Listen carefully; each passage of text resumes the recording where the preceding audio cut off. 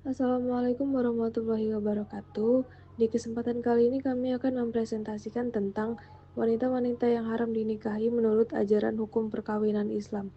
Izinkan kami memperkenalkan anggota kelompok kami. Saya Anissa Yupitaloka, NIM 50 2024 170. Perkenalkan, nama saya Triani Cintia dengan NIM 5020242200. Perkenalkan, saya Dedi Kurniawan dengan NIM 5020244421. Pengertian wanita-wanita yang haram dinikahi. Wanita yang haram dinikahi adalah perempuan yang oleh syariat Islam dilarang untuk dinikahi seorang laki-laki, baik secara permanen, selamanya, muabad, maupun sementara, muakat.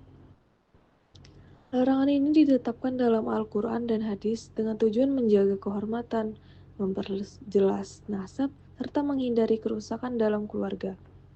Ciri-ciri wanita yang haram dinikahi. 1. Karena nasab, hubungan darah, termasuk ibu dan nenek, anak perempuan dan cucu, saudara perempuan, kandung seayah atau seibu, bibi dari pihak ayah maupun ibu, serta keponakan dari saudara laki-laki maupun perempuan. Hubungan ini bersifat selamanya haram dinikahi. 2. Karena persusuan. Rada'ah. Seorang perempuan menjadi mahram jika ada ikatan persusuan, misal ibu susu, saudara persusuan, bibi jalur susu, atau keponakan persusuan.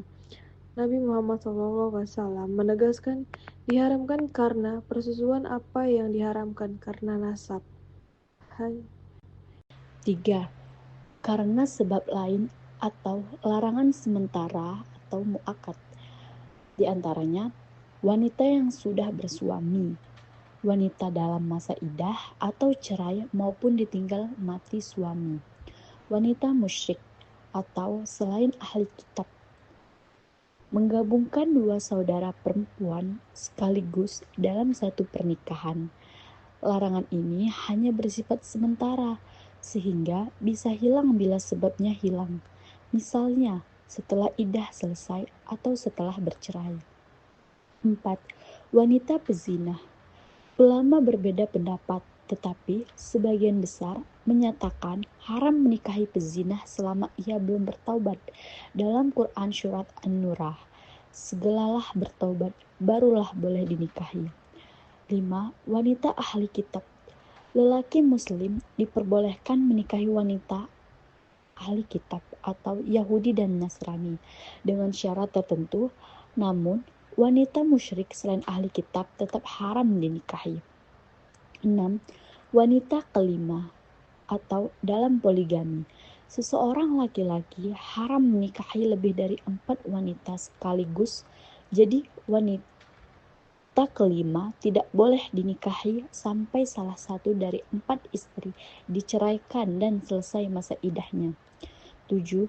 Wanita yang sedang dalam ihram haji atau umroh tidak sah melakukan akad nikah ketika calon mempelai atau wali dalam keadaan ihram.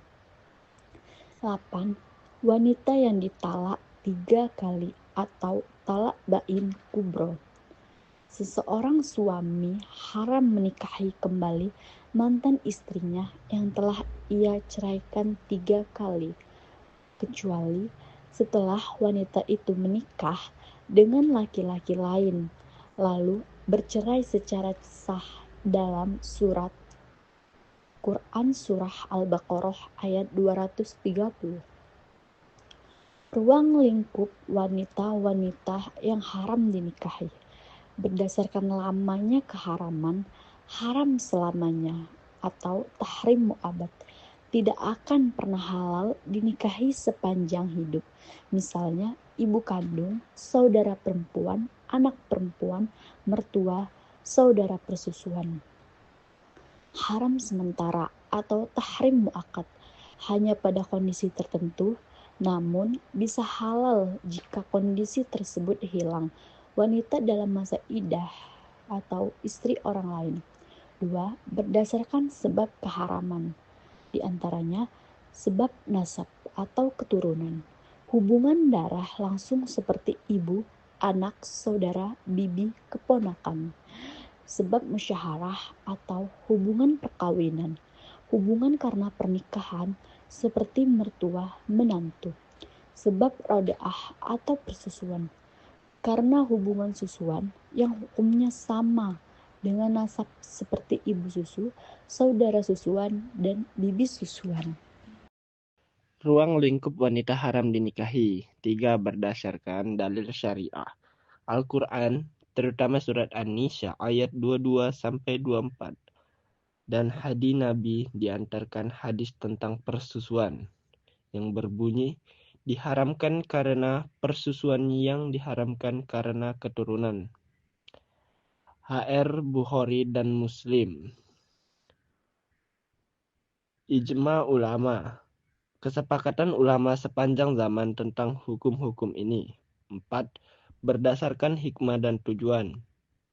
Menjaga nasab dan garis keturunan, menjaga kehormatan keluarga besar, mencegah kerusakan moral dan konflik keluarga, dan yang terakhir, menegakkan syariah Allah dalam kehidupan sosial. Dan kesimpulannya, wanita-wanita yang haram dinikahi telah dijelaskan secara tegas dalam Al-Quran, hadis, dan ijmah ulama.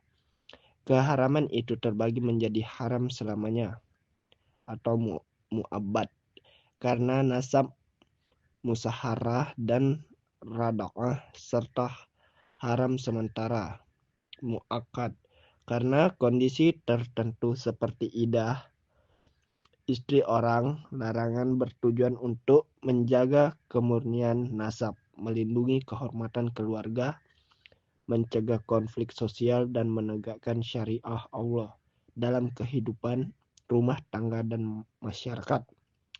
Sekian kesimpulan dari ruang lingkup wanita haram yang dinikahi.